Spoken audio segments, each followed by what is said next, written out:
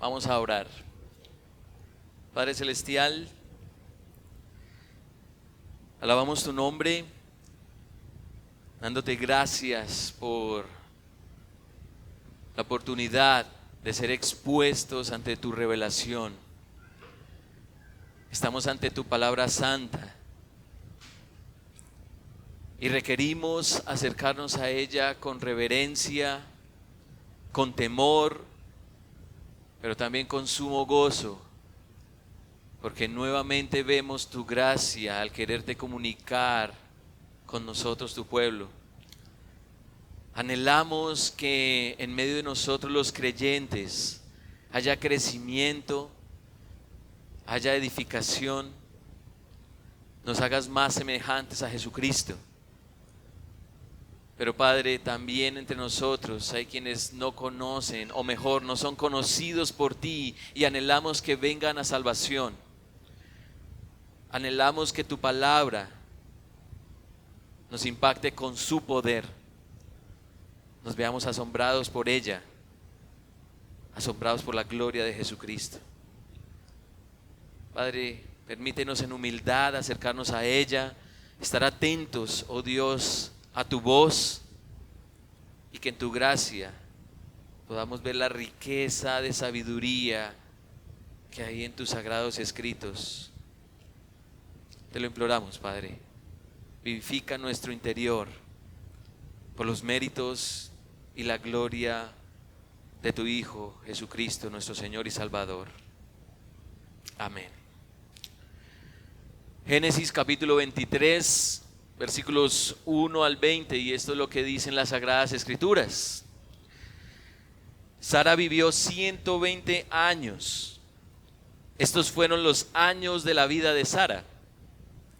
Sara murió en Kiriat Arba, que es Hebrón, en la tierra de Canaán. Abraham fue a hacer duelo por Sara y a llorar por ella. Después Abraham dejó a su difunta y habló a los hijos de Het: yo soy extranjero y peregrino entre ustedes. Denme en propiedad una sepultura entre ustedes, para que pueda sepultar a mi difunta y separarla de delante de mí. Los hijos de Het le respondieron a Abraham: escúchenos, Señor nuestro. Usted es un príncipe poderoso entre nosotros. Sepulte a su difunta en lo mejor de nuestros sepulcros, pues ninguno de nosotros le negará su sepulcro para que sepulte a su difunta. Abraham se levantó e hizo una reverencia al pueblo de aquella tierra, los hijos de Het, y habló con ellos: si es su voluntad que yo sepulte aquí a mi difunta, separándola de delante de mí, escúchenme e intercedan por mí con Efrón, hijo de Zohar, para que me dé la cueva de Macpela que le pertenece, que está al extremo de su campo, que en presencia de ustedes me la dé por un precio justo en posesión para una sepultura. Efrón estaba sentado entre los hijos de Het, y Efrón, el hitita, respondió a Abraham a oídos de los hijos de Het y de todos los que entraban por la puerta de su ciudad: no, señor mío, escúcheme. Le doy el campo y le doy la cueva que está en él. A la vista de los hijos de mi pueblo se lo doy. Sepulte a su difunta. Entonces Abraham se inclinó delante del pueblo de aquella tierra, y a oídos del pueblo de aquella tierra le habló a Efrón: le ruego que me oiga. Le daré el precio del campo. Acéptelo de mí para que pueda sepultar allí a mi difunta. Efrón respondió a Abraham: Señor mío, escúcheme. Una tierra que vale 400 siclos de plata, ¿qué es eso entre usted y yo? Sepulte pues a su difunta. Abraham escuchó a Efrón, y Abraham pesó la plata que éste había mencionado a oídos de los hijos de Het, 400 siclos de plata, medida comercial. Así el campo de Efrón, que está en Macpela, frente a Mamre, el campo y la cueva que hay en él, y todos los árboles en el campo dentro de sus confines fueron cedidos a Abraham en propiedad a la vista de los hijos de Ed, delante de todos los que entraban por la puerta de su ciudad. Después de esto, Abraham sepultó a Sara su mujer en la cueva del campo de Macpela, frente a Mamre, es decir, Hebrón, en la tierra de Canaán. El campo y la cueva que hay en él fueron cedidos a Abraham en posesión para una sepultura por los hijos de Ed. El Señor bendiga su palabra. En todos nosotros, sin excepción, hay un sentido de peregrinaje. Es decir, venimos a existir en un mundo, en este mundo, por el deseo de Dios, pero como que nuestra estadía no es para siempre. La enfermedad, el envejecimiento, la muerte nos lo recuerda. Y quienes somos cristianos tenemos conciencia de nuestro peregrinaje por la palabra de Dios. El apóstol Pedro, en su primera carta, en el capítulo 2, versículo 11, dice: amados, les ruego como a extranjeros y peregrinos, ahí está, que se abstengan de las pasiones carnales que combaten contra el alma. Así que el ser peregrinos en este mundo es algo que ya asumimos. Sin embargo, la forma como concebimos nuestro peregrinaje nos lleva a una sutil resignación, olvidando que Dios ha prometido a su pueblo, comprado por Jesucristo, unos cielos y una tierra nueva donde mora la justicia. En otras palabras, y aquí está el desafío de este texto, en otras palabras, no somos peregrinos del todo.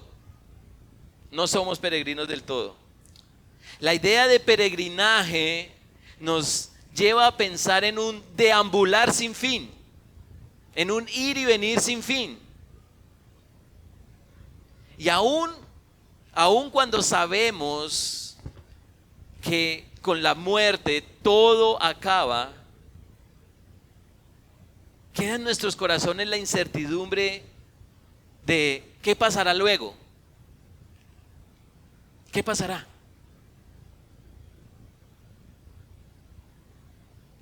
Y la pregunta es: ¿tendrá nuestro peregrinaje un final seguro y pacífico?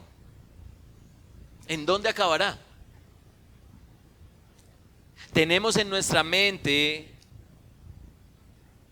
o mejor, tenemos que esperar hasta la muerte para saber qué sucederá.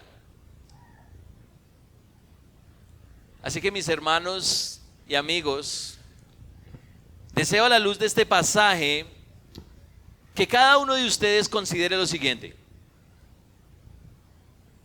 nuestro peregrinaje en este mundo ha terminado con una muerte mejor. Ese es el mensaje a la luz de este texto. Nuestro peregrinaje en este mundo ha terminado con una muerte mejor. No tenemos que esperar para partir de este mundo para completar nuestro peregrinaje. Y sí, los creyentes somos extranjeros en este mundo porque tenemos una ciudadanía mejor. Pero precisamente deberíamos considerar con más fuerza esa ciudadanía segura a la cual pertenecemos. ¿Y cómo es que este texto muestra esa verdad? Bueno, quiero desarrollar esta idea porque en el texto se muestran dos cosas. Primero, una muerte necesaria. Pero también se muestra una transacción obligatoria. Y quiero desarrollar esa idea a la luz de esos dos puntos. Nuestro peregrinaje en este mundo ha terminado con una muerte mejor. ¿Por qué? Porque el texto nos va a llevar a ver que hay una muerte mejor, una muerte necesaria para que eso se dé. Pero también hay una transacción obligatoria para que seamos conscientes de que nuestro peregrinaje ya ha terminado. Este texto desarrolla una trama que contiene un problema y una solución, pero también es el cumplimiento de lo que Dios ha venido prometiendo. Así que miremos eso, miremos y entendamos esa idea de una muerte necesaria. Ha llegado el tiempo y la esposa de Abraham muere. La esposa de Abraham muere. Versículo 1, Sara vivió 127 años. Ahí está para que no se dejen corchar cuántos años tuvo Sara. ¿Cuántos años vivió? 127 años. Todos esos fueron los años de la vida de Sara. Y en comparación a Abraham, ella muere casi 50 años antes de que él parta o muera. Es decir, Abraham vivió casi 50 años más, exactamente 48 años más. Y por supuesto, cuando alguien muere, hay dolor. Hay un gran dolor. Versículo 2, Sara murió en Kiriat Arba, que es Hebrón, en la tierra de Canaán. Abraham fue a hacer duelo por Sara y a llorar por ella. Ahora, lo que hace más difícil esta muerte es que no hay lugar para sepultar a Sara. No hay un lugar para sepultar a Sara, lo cual lleva a Abraham a buscar ese lugar donde se encontraba en medio de los pobladores de una región que no le pertenece. Miren el versículo 3. Después Abraham dejó a su difunta y habló a los hijos de Ed: yo soy extranjero y ¿qué? Peregrino, forastero entre ustedes. Denme en propiedad una sepultura entre ustedes para que pueda sepultar a mi difunta y separarla de delante de mí. Abraham es extranjero, Abraham es peregrino, está en una tierra que no es la suya.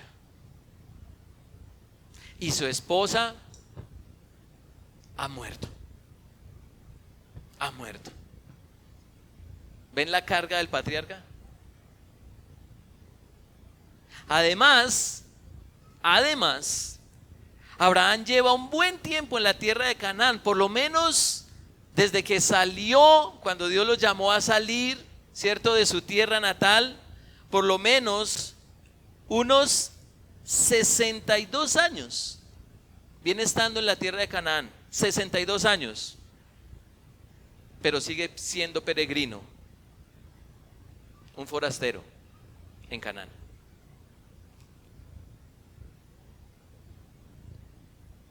Yo soy peregrino en Cali por 5 días. Pero serlo por más de 60 años es otra cosa. Como que no hay una sensación de estabilidad, de permanencia. Y también hay algo interesante en cuanto a la posición de Abraham. Versículo 5, los hijos de Ed le respondieron a Abraham: escúchenos, Señor nuestro, usted es un príncipe poderoso entre nosotros. Sabemos también por contexto que Abraham es muy influyente en Canaán y tiene suficiente riqueza, pero no tiene una tierra propia, no tiene una tierra de su posesión.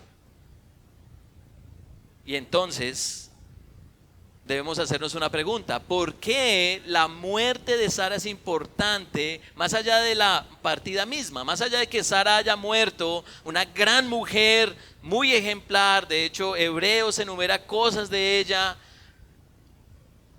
De hecho, Primera de Pedro también dice cosas de ella. Pero más allá de su partida, más allá de Sara, ¿por qué es importante su muerte? Primero, porque en el contexto del tiempo patriarcal, un peregrino podía definir que una tierra era suya si tenía pozos de agua, y de pronto ustedes lo vieron en Génesis 22, ¿cierto? Donde una disputa allí por un pozo, o si tenía un lugar de sepultura para sus parientes. Esa parte cultural es clave. Un peregrino podía definir que una tierra era suya si tenía pozos de agua o un lugar de sepultura para su familia. Y segundo, la muerte de Sara es clave porque Dios le había prometido a Abraham que sería poseedor de la tierra a donde lo había llamado. A donde lo había llamado. No obstante, antes de la muerte de Sara, antes de que Sara muriera, Abraham seguía habitando en una tierra que no es propia. Y con la muerte de Sara, con la muerte de ella, parece abrirse esa posibilidad. A pesar de toda la influencia y fortuna de Abraham en Canaán, todavía no tenía posesión de la tierra que se le había prometido. Abraham hizo muchas cosas en más de 60 años, pero la muerte de su esposa abre la ventana para que el patriarca deje de ser peregrino del todo y tenga una propiedad a su nombre. Qué interesante. No fue sino hasta la muerte de Sara que Abraham puede ser dueño de la tierra que ha peregrinado. Así que la muerte de Sara, con todo el pesar, con todo el dolor que viene con ello, fue el punto para que la tierra en la que habitaba Abraham fuera suya del todo. Un sepulcro, qué interesante. Un sepulcro vino a definir la permanencia de Abraham en la tierra que se le había prometido. Qué interesante que la muerte de Sara haya sido conveniente para que el Señor cumpliera su promesa a Abraham. Qué interesante que la muerte de Jesucristo se haya dado para que nuestro peregrinar tenga un buen final. Porque Cristo, Jesús, tuvo que morir para que la promesa de redención y establecimiento de nosotros en el reino de Dios fuera seguro.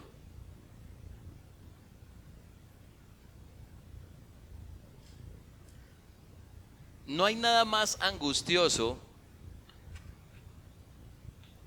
que la incertidumbre de cómo será nuestra final, tanto en este mundo como en la eternidad. ¿Cómo voy a morir? ¿Cómo será la eternidad? Eso genera esta ansiedad. Pero, sin importar cómo terminen nuestros días en esta tierra, la muerte de Cristo aseguró la promesa de entrada en el reino de los cielos, aseguró la permanencia en su reino, aseguró la vida en una tierra plenamente restaurada, renovada, redimida. En el caso de Abraham, la muerte de su esposa En el caso nuestro, la muerte del Hijo de Dios, para que seamos trasladados a su reino y seamos partícipes de sus promesas, como la promesa de una tierra restaurada, en donde moraremos con el Creador y gustaremos de Él por siempre y para siempre.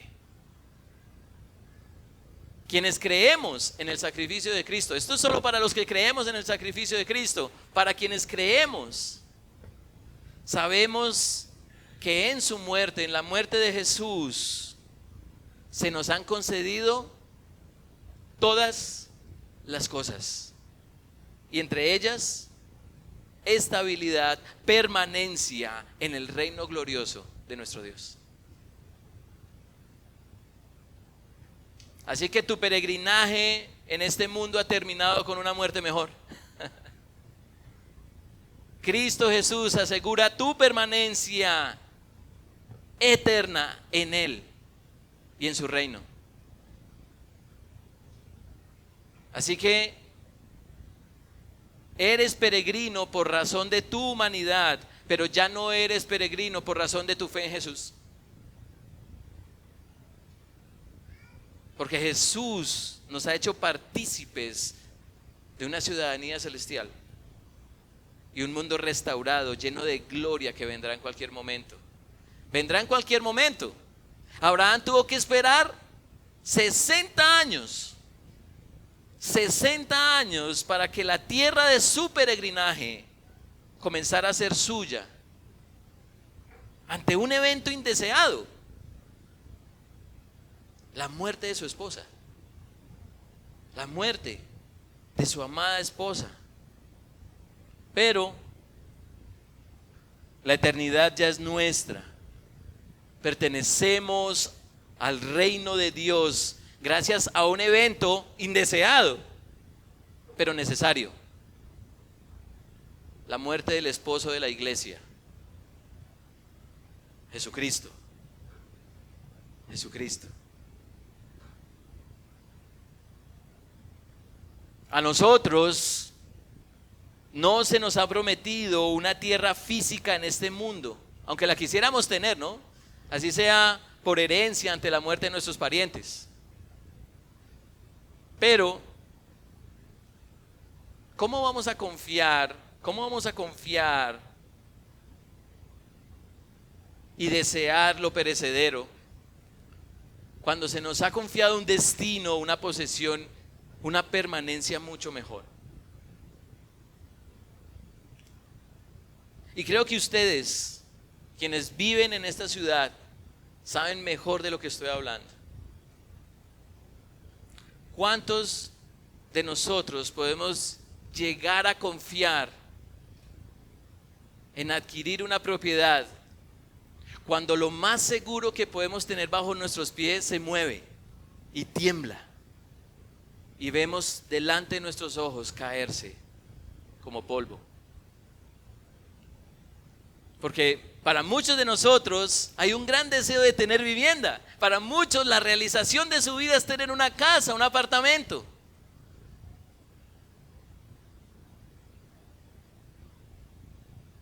Pero así como Dios junta con 3 polvos, con 3 dedos las montañas, como dice Isaías, o junta el polvo de la tierra,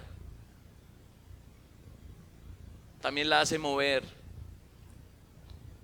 para recordarnos que debemos desear algo mejor. Hermanos, la muerte del Hijo de Dios ha hecho que nuestro peregrinaje haya terminado.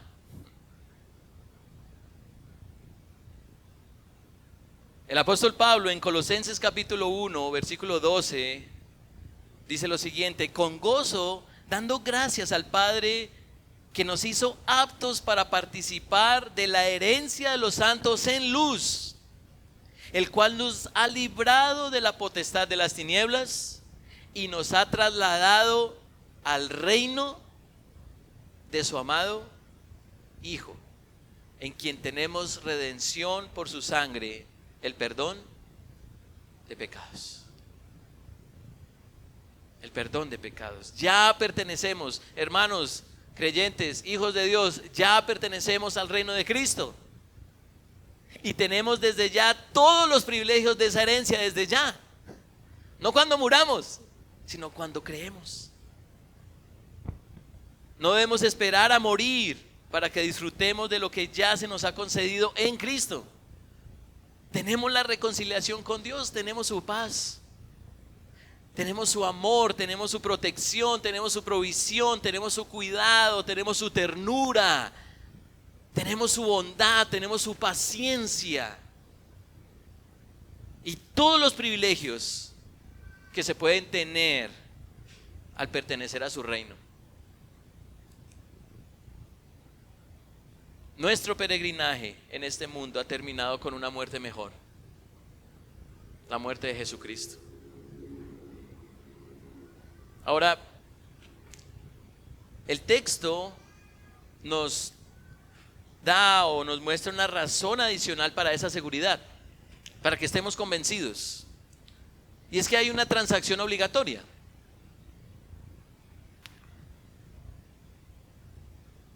Sara muere y es la oportunidad para que Abraham obtenga una sepultura que cambiará su condición de extranjería a una de permanencia. Sin embargo, los habitantes de la región le hacen una oferta. Miren el versículo 5. Los hijos de Ed le respondieron a Abraham: escúchenos, Señor nuestro, usted es un príncipe poderoso entre nosotros. Sepulte a su difunta en lo mejor de nuestros sepulcros, pues ninguno de nosotros le negará su sepulcro para que sepulte a su difunta. Parece que los hititas son muy generosos. Parece que son muy generosos y desean apoyar el duelo de Abraham, dándole un lugar para sepultar a Sara.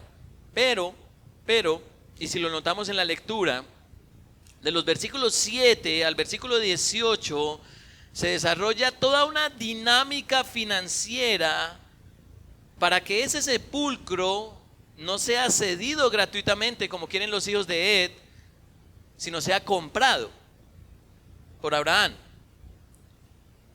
Y surge la pregunta: ¿por qué es importante la compra? ¿Por qué es importante la compra? ¿Por qué no simplemente Abraham la recibe como un regalo de los hijos de Ed? Es mejor regalado que comprado. Observen este detalle, versículo 8. Y habló con ellos. ¿Quién? Abraham. Si es su voluntad que yo sepulte aquí a mi difunta, separándola de delante de mí, escúchenme e intercedan por mí con Efrón, hijo de Zohar, para que me dé la cueva de Macpela que le pertenece, que está al extremo de su campo, que en presencia de ustedes me la dé por un precio justo en posesión para una sepultura. Abraham solo está interesado en la cueva donde desea enterrar a su esposa. Él solo quiere la cueva. Pero Efrón muestra lo inconveniente que puede llegar a ser una simple transacción de palabra.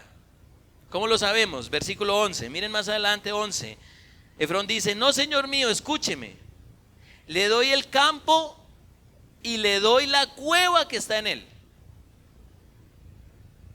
A la vista de los hijos de mi pueblo se la doy. Sepulte a su difunta. Y aquí hay algo interesante. A primera vista esto puede verse muy generoso de parte de Efrón, pero culturalmente en la época patriarcal la conveniencia económica era evidente. Efrón sabía que la cueva, al estar en su campo, así Abraham la recibiera, seguiría siendo suya.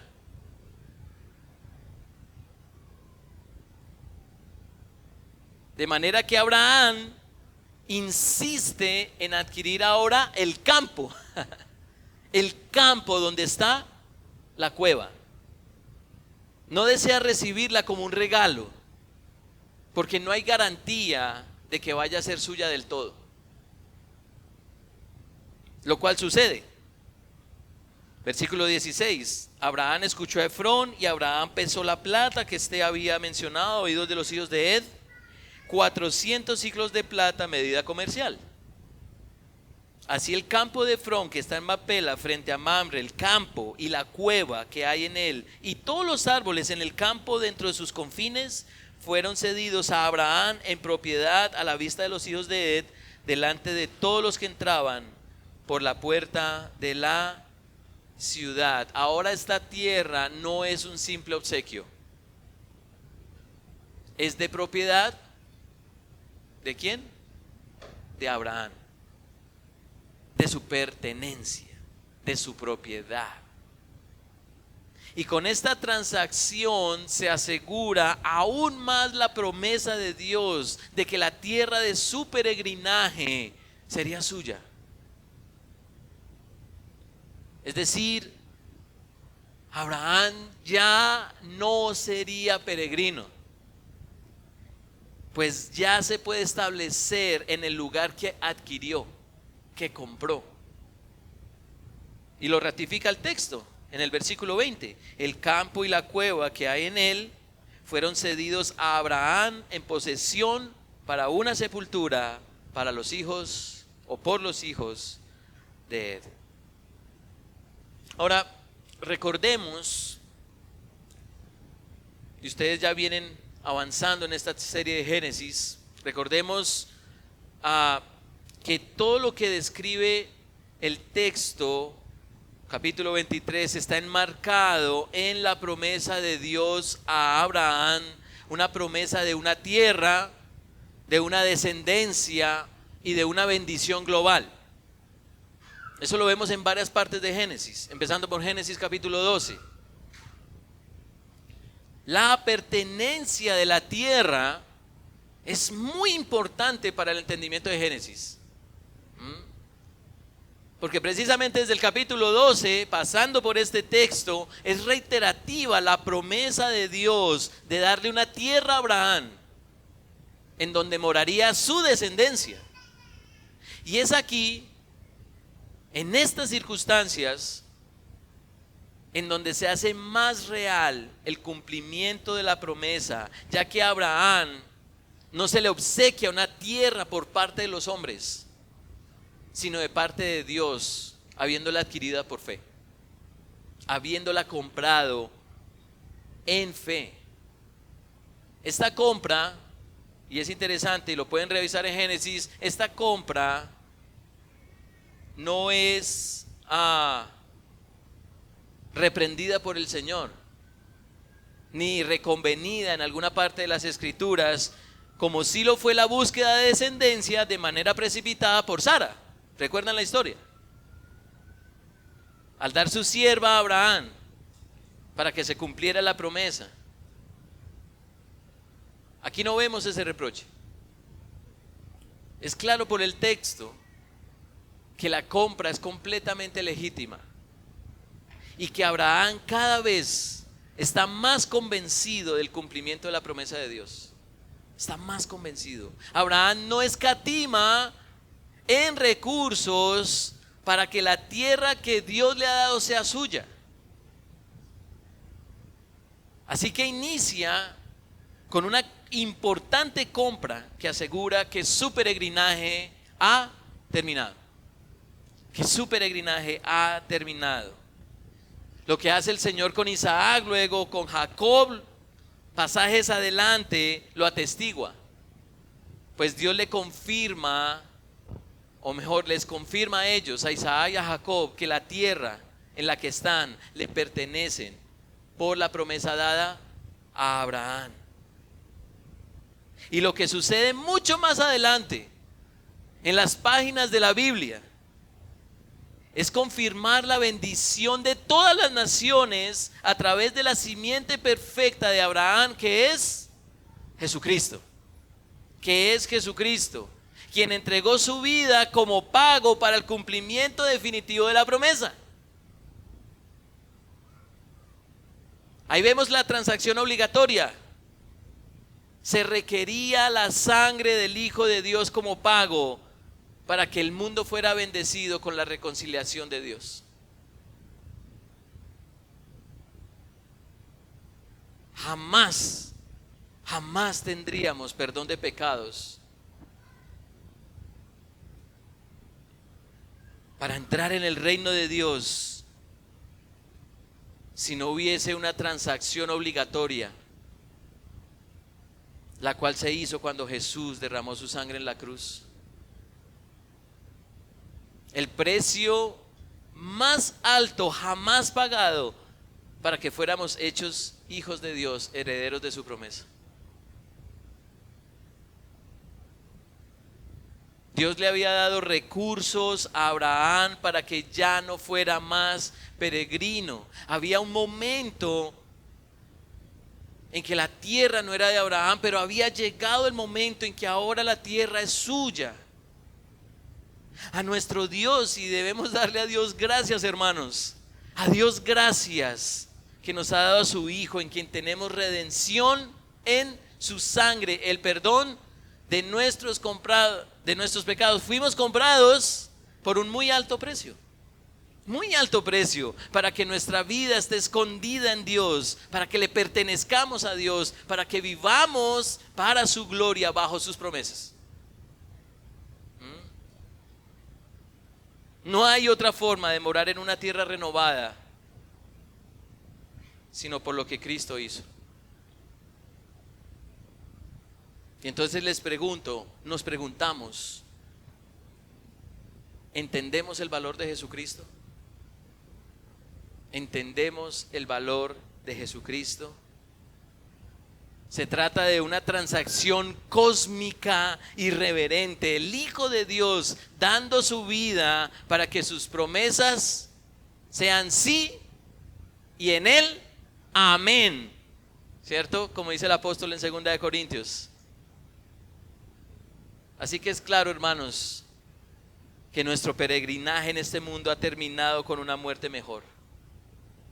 Y no será con nuestra muerte, sino por la muerte de aquel que venció la muerte. Por la muerte de Jesucristo. Ahora, quiero concluir este mensaje y deseo que nos llevemos 3 implicaciones. La primera implicación es que las circunstancias indeseadas pueden redundar para un bien superior. Abraham ya había actuado bajo su sabiduría para hacer cumplir las promesas de Dios, pero su descendencia no sería por Ismael, sería por Isaac.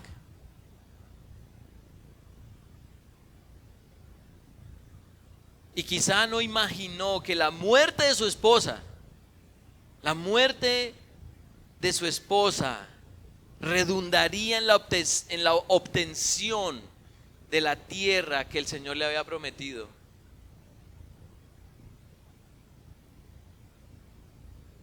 Fue en esta circunstancia que se cumple un aspecto clave del pacto de Dios con él.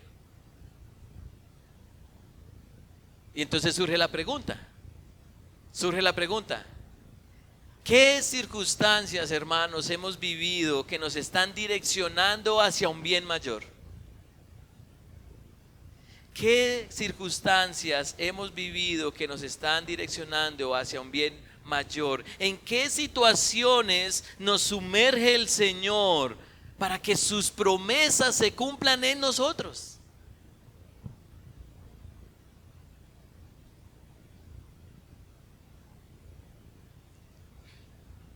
Hermanos, hermanas, mi familia aquí en Cali, lo que hemos vivido como nación y ustedes como habitantes de esta región, habiendo perdido parientes, propiedades, posesiones, o viendo a otros perderlas, son un impulso para que como creyentes experimentemos un despertar por el Evangelio para nosotros y para quienes nos rodean.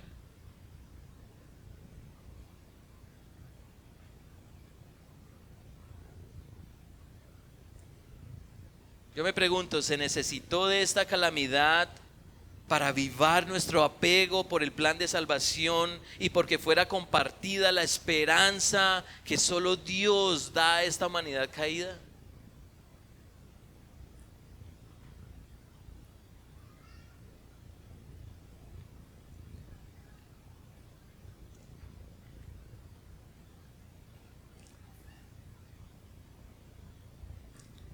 Esta es la primera implicación, que las circunstancias indeseadas pueden redundar para un bien superior. Segunda implicación. La segunda implicación es que debemos sentirnos, y esta es la gran paradoja de este texto, ¿no? Debemos sentirnos peregrinos en este mundo, pero convencernos que no lo somos por el reino al que pertenecemos. Somos peregrinos porque nuestros días en esta tierra ya están contados. Ya las determinó el Señor. Pero a su vez no somos peregrinos a la deriva como si no perteneciéramos a nada y a nadie. Quienes creemos en Cristo ya, hoy, ya somos ciudadanos de su reino. Y el autor de Hebreos nos confirma la realidad presente de los patriarcas a la luz de lo que se les prometió.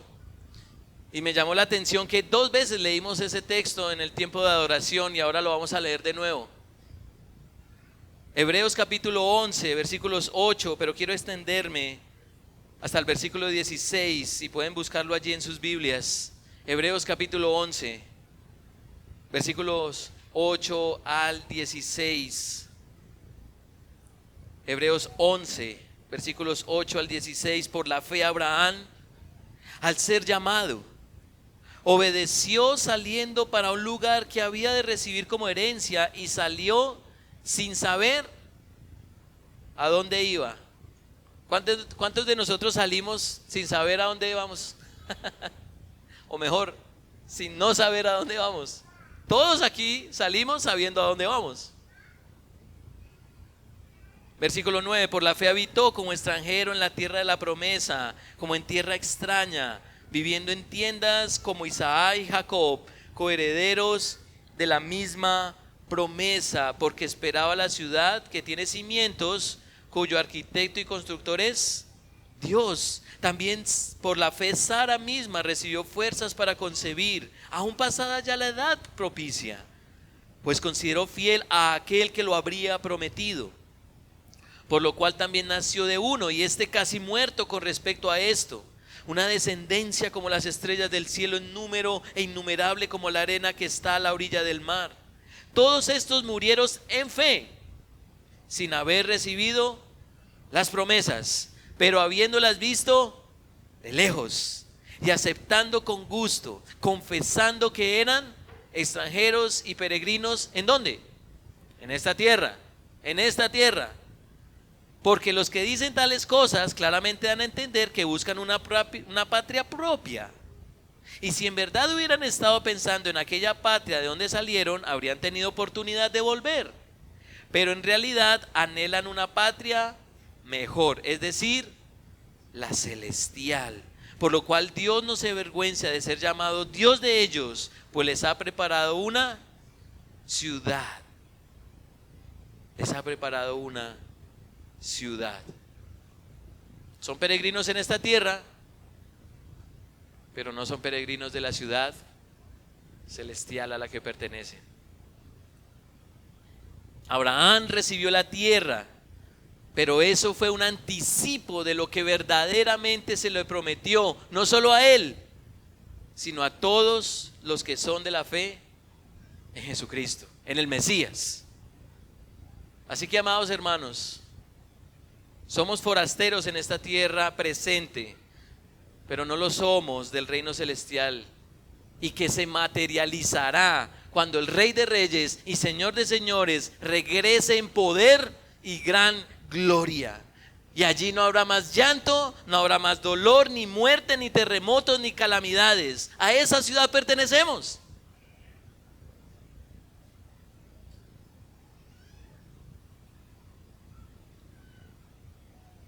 Y la tercera implicación es que Jesucristo debe ser nuestro mayor tesoro posible. Jesucristo debe ser el mayor tesoro posible. De nuevo, vemos cómo Abraham no cuestionó el valor de la propiedad que estaba adquiriendo porque valía la pena. Valía la pena comprar ese campo. Y sí, el patriarca tenía muchas riquezas, pero ante la oferta de recibir esa tierra gratis, cualquier otro codicioso lo hubiese recibido sin dar un solo peso. ¿Me están dando la tierra gratis? ¿Quién no recibe algo así gratis? Algo le pasa, se le zafó un tornillo al que la compre, si la están regalando. Sin embargo, y como vimos, Abraham sabía que de eso gratis no dan tanto. No dan tanto. Y ser peregrino en una tierra lejana y desconocida tiene un alto costo. Así que dejar de ser extranjero también tiene un precio alto. Y familia, si entendemos nuestra condición ante Dios, ante nuestra eternidad, Jesucristo debería ser lo más atesorado de nuestra existencia. El apóstol Pablo aterriza esta verdad de una manera impresionante allá en Efesios capítulo 2. Todos nosotros estábamos sin Dios, sin esperanza en este mundo, ajenos al pacto, a las promesas. No teníamos nada. Pero por Jesucristo ahora somos acercados. Por Jesucristo se derrumbó una pared intermedia de separación, haciendo de dos pueblos, judíos y gentiles, uno solo. Por Jesucristo ya no somos extranjeros y peregrinos, ya no somos forasteros, sino que somos conciudadanos de los santos y miembros de la familia de Dios. La mejor familia, como ustedes, hermanos, mi familia. Es por Cristo que tenemos existencia y permanencia. Es por Jesús que tenemos a un Dios que podemos adorar y servir con gozo, porque es un Dios glorioso, un Dios bondadoso y misericordioso, no un tirano que paga mal como el pecado. El pecado paga muy mal, ¿cierto? Y aún así le seguimos rindiendo pleitesía.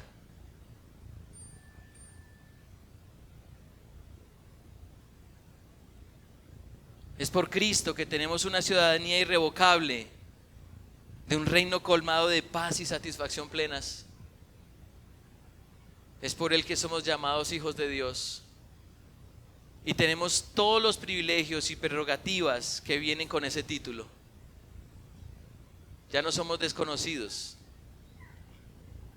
ya no somos enemigos, ya no somos extraños.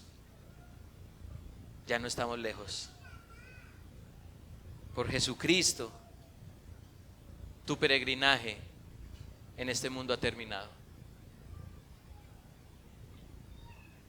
Toda la gloria sea para Jesucristo. Padre Celestial,